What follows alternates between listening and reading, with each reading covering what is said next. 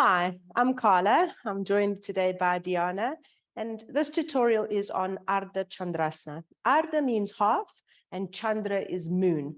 So Ardha Chandrasana is the half moon pose. There's many different types of supports you can use for Ardha Chandrasana. In terms of getting correct alignment and helping you with balance as a beginner, really nice prop to use is the wall. And also you can use some blocks, especially if you're not very flexible and cannot get your hand down to the floor. So taking your blocks near the wall, you're going to stand in the middle of your mat in Tadasana. And when you come to Ardha Chandrasana, because you're quite close to the wall, give yourself a little bit of space and jump or step the feet apart. So you're going to need to get closer to the wall. So you want to be relatively close to the wall so that you've got yourself against the wall for balance. Then we're going to come to the right side. So this right foot needs to turn all the way, and you need to turn from the inner thigh out. It's important, this turning of the leg, especially right at the hip, keeping that right buttock in.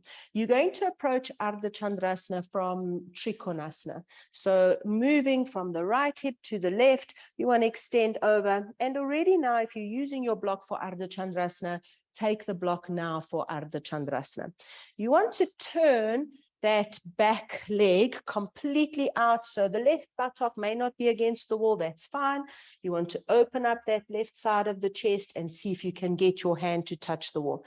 If you're a beginner and that's not a possibility, you're going to bend your hand and just placing it here on the waist at the hip. Encourage this hip to open up and see if you can lay yourself against the wall. When you're coming to Ardha Chandrasana, you're going to bend the right knee. Then you have to step the left foot forward and the right hand forward. And once you've got the right hand underneath the right shoulder, you're going to lift the left leg up, extend it out, use the wall for balance, open up the left hip, let yourself lean against the wall. You're taking your hand directly underneath your shoulder so that there's space on this right side of the body.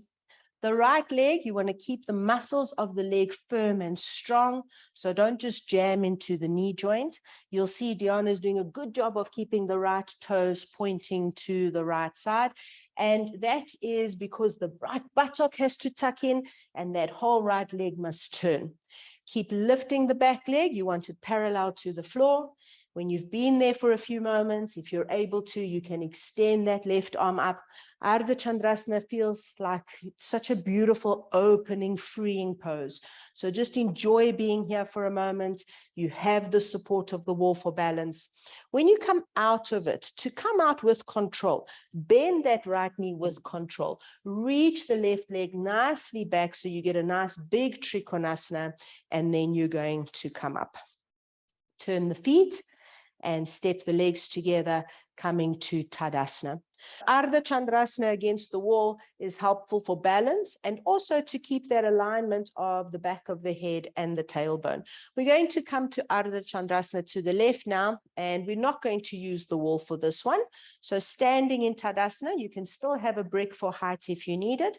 You're going to step or jump the feet apart. With the feet apart, turn the right toes in, turn the left leg all the way out. So keep turning from the inner thigh to the outer thigh on the left, as well as the right side. You're coming to Trikonasana first, so moving the root of the left thigh to the right. Already take your brick if you are using your brick. At any point, you can take that top hand down, otherwise you can keep it up. Then bending the left knee, step forward with the brick, step forward with the hand, bring the brick underneath the shoulder, and slowly begin to lift that right leg up, straighten the left leg. Once you're here, imagine where you were against the wall. You want to open up this right hip. You want to extend into the right arm, opening the spine up, opening the chest up. That left foot shouldn't turn. You want to keep the foot in Tadasana.